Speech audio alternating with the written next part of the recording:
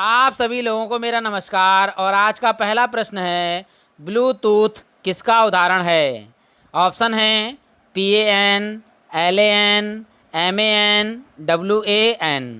तो Bluetooth PAN, जिसका पूरा नाम पर्सनल एरिया नेटवर्क का उदाहरण है।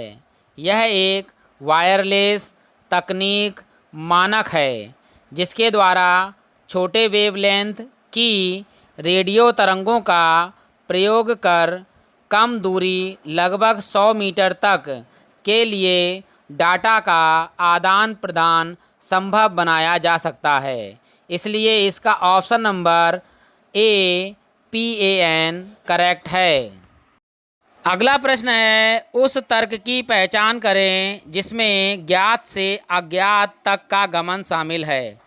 ऑप्शन है निगमनात्मक तर्क, उपचयात्मक तर्क, आगमनात्मक तर्क, सादृश्यपरक तर्क। तो यह आगमनात्मक तर्क है, क्योंकि इस विधि में शिक्षण सूत्र विशिष्ट से सामान्य की ओर या स्थूल से सूक्ष्म या ज्ञात से अज्ञात की तरफ प्रयोग की जाती हैं। इसलिए यहाँ ऑप्शन नंबर सी आगमनात्मक तर्क सही है। यदि आपको मेरे वीडियो पसंद आते हैं तो मेरे वीडियो को लाइक कीजिए, और यदि आपने अभी तक मेरा चैनल सब्सक्राइब नहीं किया है तो सब्सक्राइब कीजिए। तो तीसरा प्रश्न है, निम्नलिखित में से कौन सा अधिकतम निष्पादन परीक्षण का एक उदाहरण है? ऑप्शन है व्यक्तित्व परीक्षण, प्रक्षेपी व्यक्तित्व परीक्षण, अभिक्षमता परीक्षण, रुचि और अभिवृत्ति मापनी। तो इन चारों में अभिक्षमता परीक्षण अधिकतम निष्पादन परीक्षण का एक उदाहरण है। इसलिए ऑप्शन नंबर सी अभिक्षमता परीक्षण इज करेक्ट आंसर। अगला प्रश्न है, संप्रेषण के संदर्भ में सामान्य अनुक्रम है। ऑप्शन है भाषा, संप्रेषण, समाज, सभ्यता, या संप्रेषण, समाज, भाषा, सभ्यता, या संप्रेषण, भाषा, समाज, सभ्यता, या भाषा, समाज, संप्रेषण, सभ्यता।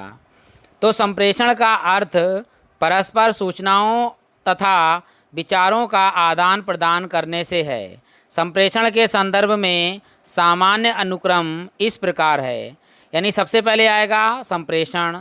संप्रेषण किसके द्वारा होता है? भाषा के द्वारा।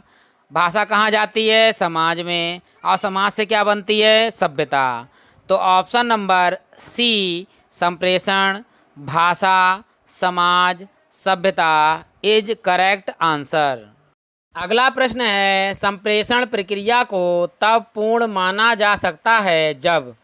ऑप्शन है प्रेषक संदेश को प्रसारित करता है, संदेश माध्यम में प्रवेश करता है, संदेश माध्यम से पृथक होता है, आदाता संदेश का अवरोध करता है। तो इन चारों में संप्रेषण प्रक्रिया को तब पूर्ण माना जा सकता है जब आदाता संदेश का अवरोध करता है। संप्रेषण प्रक्रिया के अंतर्गत जब प्रेषक द्वारा उचित माध्यम से प्रेषित संदेश प्रेषिती को प्राप्त हो जाए और वह उसके निहित अर्थ को समझकर उसकी प्रतिपुष्टि प्रेषक भेज दे, तो माना जा सकता है कि प्रक्रिया पूर्ण हो गई है। अतः ऑप्शन नंबर डी आदाता संदेश का अवरोध करता है बिल्कुल करेक्ट आंसर है। छठा प्रश्न है, SMTP किसका परिवर्ती है? ऑप्शन है simple mail transport protocol, simple mail terminal protocol, simple mail transfer protocol, simple mail transition protocol.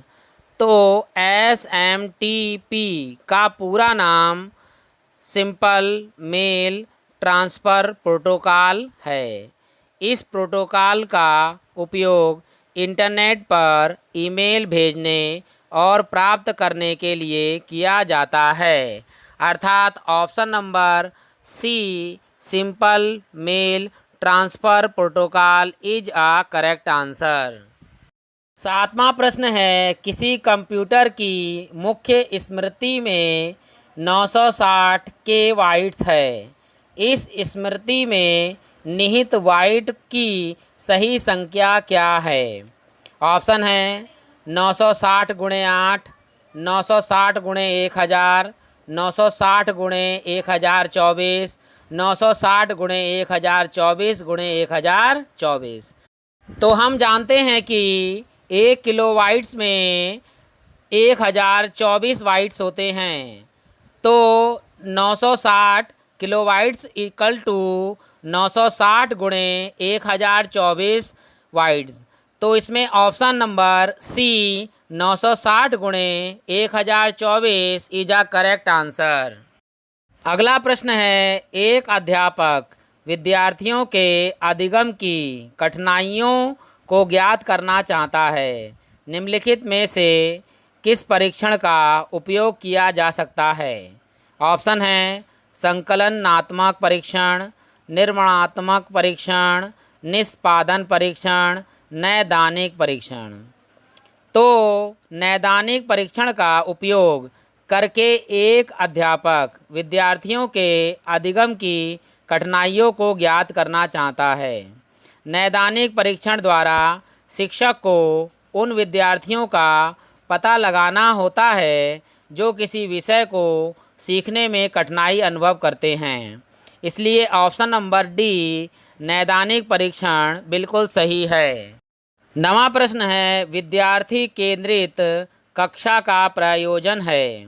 Option है व्यक्तिगत भिन्नता से निपटने के लिए, शिक्षक उन्मुखी व्याख्या का ह्रास, पूर्ववर्ती ज्ञान का प्रत्यास्मरण, समग्र कक्षा को अंतर्भूत करना। तो इन चारों में कक्षागत विद्यार्थियों में अनेक प्रकार की व्यक्तिगत भिन्नताएं पाई जाती हैं। इन व्यक्तिगत भिन्नता से निपटने के लिए एक कुशल शिक्षक विद्यार्थी केंद्रित कक्षा का प्रयोजन करता है। अर्थात ऑप्शन नंबर ए व्यक्तिगत भिन्नता से निपटने के लिए बिल्कुल सही है। अगला प्रश्न है, निरंतर आधार पर तथ्यात्मक जानकारी एकत्र करने के लिए आवश्यक अनुसंधान डिजाइन को वर्गीकृत किया गया है। ऑप्शन है अनुदैर्ध्य अध्ययन डिजाइन, पूर्व और बाद अध्ययन डिजाइन, क्रॉस सेक्शनल अध्ययन, डबल कंट्रोल अध्ययन डिजाइन। तो इन चारों में अनुदैर्ध्य अध्ययन डिजाइन के लिए निरंतर आधार पर तथ्यात्मक जानकारी एकत्र करने के लिए आवश्यक अनुसंधान डिजाइन को वर्गीकृत किया जाता है। अर्थात ऑप्शन नंबर ए अनुदैर्ध्य अध्ययन डिजाइन बिल्कुल सही है। 11वां प्रश्न है, निर्माणात्मक मूल्यांकन का मुख्य उद्देश्य क्या है? ऑप्शन है विद्यार्थियों को अगली कक्षा में प्रोन्नत करना, विद्यार्थियों के अधिगम को बढ़ाना, कक्षा में सहयोग को बढ़ावा देना, अधिगम की कठिनाइयों को समझना। तो निर्माणात्मक मूल्यांकन का मुख्य उद्देश्य विद्यार्थियों के अधिगम को बढ़ावा देना होता है। निर्माणात्मक मूल्यांकन विकासोन्मुखी होता है। इसका प्रयोजन विद्यार्थियों के अधिगम और अध्यापन को सुधारना होता है। अर्थात ऑप्शन नंबर बी विद्यार्थियों के अधिगम को बढ़ाना इज अ करेक्ट आंसर।